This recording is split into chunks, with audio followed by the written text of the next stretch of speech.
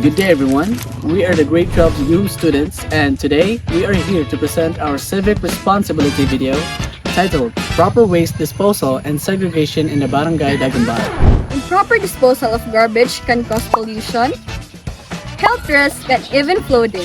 As young citizens, we believe that a simple actions like segregating waste at home can create a big impact in our community. Waste segregation means separating biodegradable, non-biodegradable, recyclable, and hazardous waste into different containers.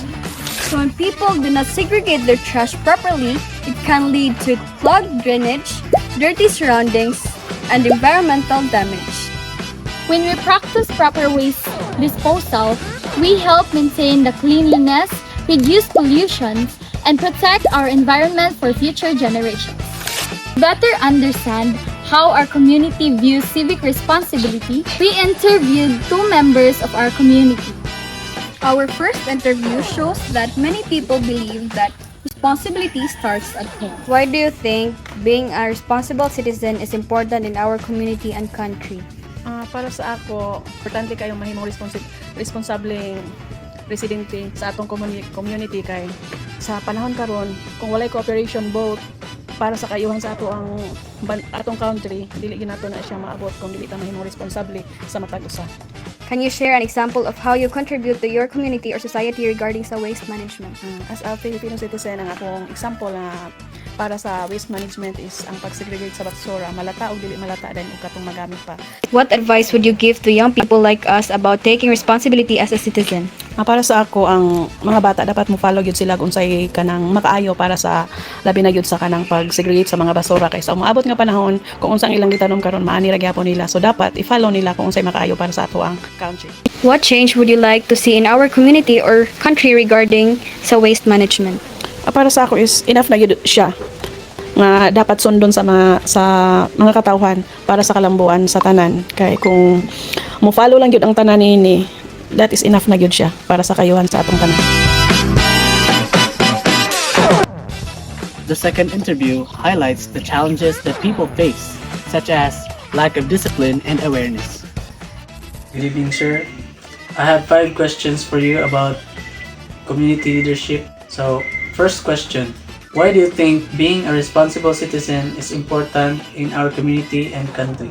Para sa kuha, kinahanglan nga responsable ang about sa to ay labi na sa atong Pilipino, responsable ta sa pangitabo diri sa atong nasod o responsable pud ta diri sa atong community para sa kayuhan sa atong purok o sa atong barangay o labi na sa atong nasod. Sir. So, second question is, can you share an example of how you contribute to your community or society? Para sa kuha, isip ko sa ka-purok leader diri sa Pilyalon, kung example about sa akong pagka-responsable, nagibuhat na ako ang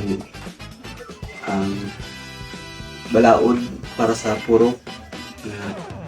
Adunay mga kalihukan about sa monthly meeting pahina, mga pagpasabot po sa ila about sa kayuhan sa purok, basa po ang mga kalambuan o mga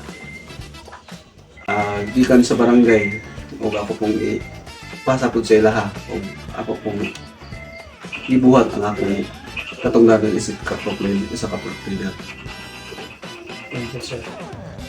So, the third question is, what challenges do you think people face in fulfilling their civic responsibilities in our community? And how do these challenges affect society or government progress? So, pareha ng sa meeting pahina, monthly. So, clean up drive. Kung paghimuon sa purok, maglimpyo so, sa sinimana, maglimpyo sa palibot, maglimpyo sa panimalay, pagbuhat o maayos sa community. So, ang epektuhan na kayuhan para sa barangay o kayuhan para sa nasod, arong mabawas-bawasan na itong mga basura o mahilo ang atong palibot para sa kayuhan sa tanan. So, the fourth question is, what advice would you give to young people like us about taking responsibility as a citizen? Ang ako ika-sulti about sa mga batanon karon, labi na sa mga batanon nga labi na kaninyong kuan kinahanglan mag maminot sa itong mga ginikanan o labi na doon na curfew ang atong barangay, kinahanglan alas 9 or alas 10 makauli na kasi ang panimalay aron pag-abot sa panahon nga naimang curfew, so naamong ko kay mga balaod nga paglapas ang mga oras, pwede ka takpon sa barangay. O paglapas ang mga oras, pwede po. Ano na rin mga matanon katungkol nga nabuhat sa mga dili maayo nga buhat, labi na sa droga, kinahanglan nga masugpo kini. O mintas di pa wala ang tanan, mga gilikanan mo una nga mag-bitol sa ilang mga anak, o magbandong sa ilang mga anak na makawali sa tamang oras. Kung walang na. Okay, thank you so much, sir.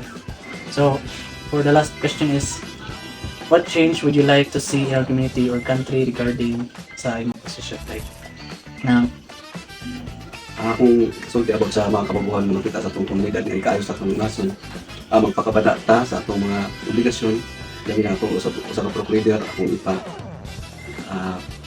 akong buhaton ang maayo nga mga luhaton o akong sundon ang mga sugo na sikat sa gobyerno, kaya ron maayo po na akong malakad din sa puro o dili po ta mulapas sa mga dili sa barangay o kanunay ka pamira po sa mga advices sa barangay aron nga kung sa mga advice mamina atong dungugikan sa barangay ato po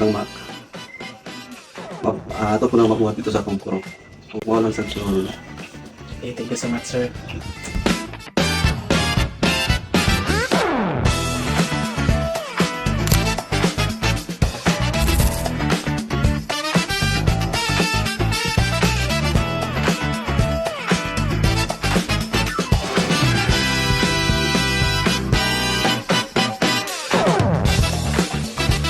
From this activity, we learned that civic responsibility does not always require big actions.